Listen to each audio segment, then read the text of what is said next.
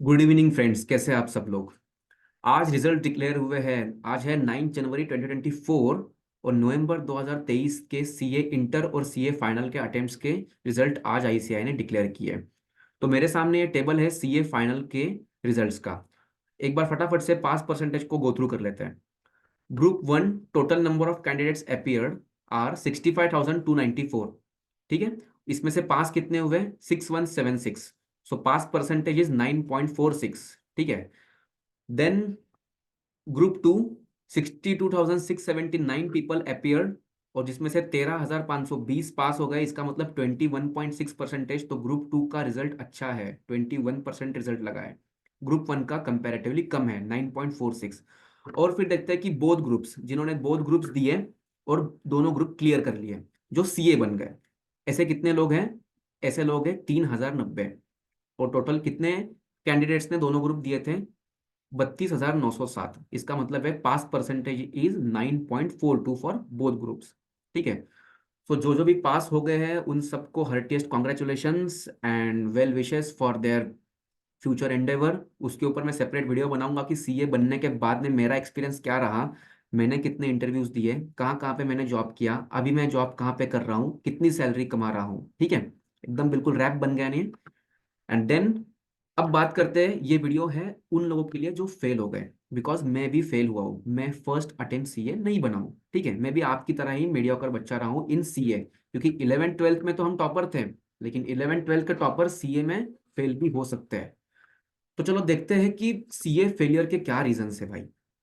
सो CPT, CPT में हम लोग क्या करते हैं, ऑब्जेक्टिव होता है, तो ऑब्जेक्टिवली हम लोगों ने वहां पे टिक मार्क कर दिया और पास हो गए।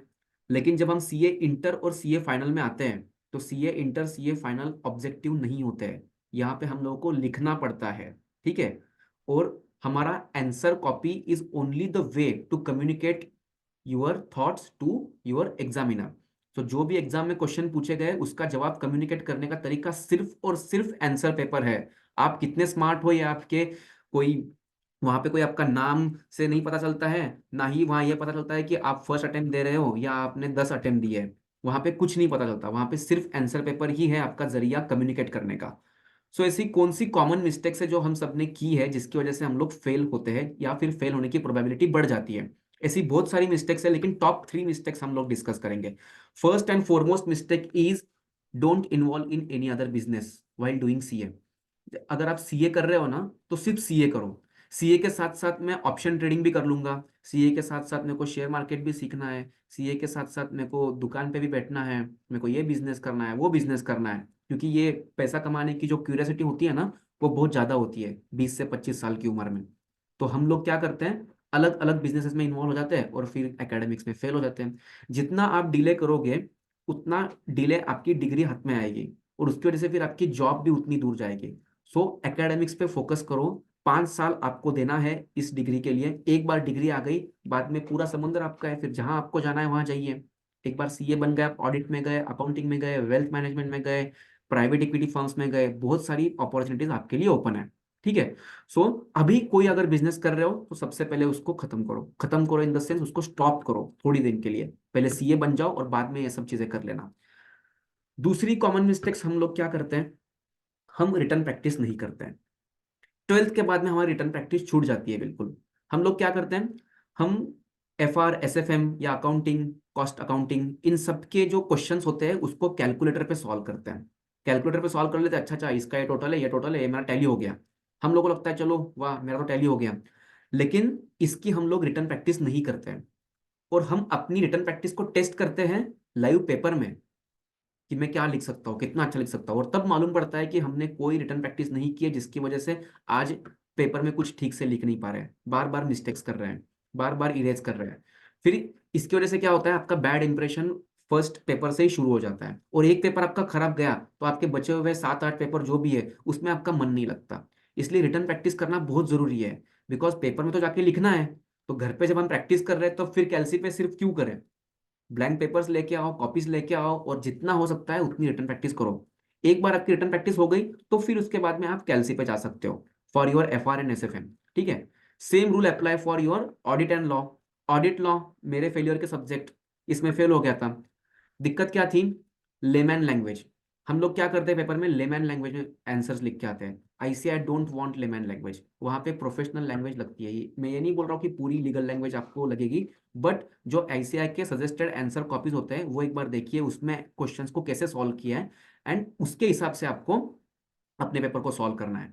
हम लोग क्या करते हैं, 100 मार्क्स का ऑडिट में अटेम्प्ट करके आया, मिले 32 मार्क, पास भी नहीं हो पाए। रीजन क्या है इसका, क्योंकि हमने सारे क्वेश्चन तो सॉल्व कर दिए, लेकिन जितना कंटेंट उसमें चाहिए वो नहीं दे पाए, क्वालिटी नहीं दे पाए, लेमैन लैंग्वेज में लिख दिया या पूछा कुछ है और लिख के कुछ और आ गए। ये रीजन है हमारे फेल होने का इन audit and law, theoretical paper में, या फिर आईडीटी हो या डीटी हो, इन चीजों में। क्योंकि डीटी एंड आईडीटी तो आपका थ्योरी प्लस प्रैक्टिकल दोनों का मिक्सचर है, but audit and law is your pure theoretical subjects. ठीक है, सो आपको रिटर्न प्रैक्टिस जितना हो सकता है उतना करना ही पड़ेगा, इसका कोई वे आउट नहीं है, नहीं तो फिर पास होने के लिए बहुत पापड़ बेलने पड़ेंगे। ठीक है, जैसे मैंने पहले बताया, आईसीआई को नहीं पता कि जो पेपर उसके पास में चेक करने के लिए आया हुआ है वो बंदा 10 अटेम्प्ट दे चुका है या उसका फर्स्ट अटेम्प्ट ही है। वो सिर्फ देखता है कि क्वालिटी कंटेंट है क्या, अगर क्वालिटी कंटेंट है तो पास हो जाओगे। थर्ड एंड मोस्ट इंपॉर्टेंट है, don't repeat same mistakes in paper. मैंने भी की थी एसएफएम में, 180/360 करके आ गए, जबकि 365 एज्यूम करने बोला है, या उसका उल्टा कर दिया। फिर हमारा आंसर तो आ गया, हमको मालूम था कि यार ये ऐसा ही आंसर आता है, लेकिन मार्क्स मिले आधे या आधे से भी कम। रीजन क्या था इसका, क्वेश्चन को ठीक से नहीं पढ़ा। अब एक साल में 365 डेज हो या 366 डेज हो, आईसीआई ने बोला है assume 360, so there is no other possibility, assume करो 360 एंड आंसर द क्वेश्चन। ठीक है, लेकिन हम लोग क्या करते हैं, हम पूरा ठीक से पढ़े नहीं और लिख के आ गए। फिर ऐसे ही मिस्टेक दूसरे अटेम्प्ट में की, जो कि ये मिस्टेक नहीं थी बट कुछ और मिस्टेक कर दी। तो सिली मिस्टेक्स को कंटिन्यूअसली रिपीट करना can be a reason for failure, क्योंकि आप 1-2 मार्क्स से 3 मार्क्स से भी अगर फेल हो गए तो फेल है। चाहे आपको 197 आए, 198 आए, 199 आए, जब जब तक आपको 200 नहीं आएंगे और इंडिविजुअल सब्जेक्ट्स में 40-40 नहीं आएंगे, तब तक आप पास नहीं हो। ठीक है, तो क्राइटेरिया बड़ा स्ट्रिक्ट है। कौन सी ऐसी 3 चीजें जो हमने डिस्कस की जिसकी वजह से फेल होने की प्रोबेबिलिटी बढ़ती है, इसको हमें खत्म करना है। First and most important, don't involve in any other business while doing your CA. CA कर रहे हो तो सिर्फ सीए पे ध्यान दो, बाकी चीजें मत करो साथ में। दूसरी चीज है आपकी रिटर्न प्रैक्टिस।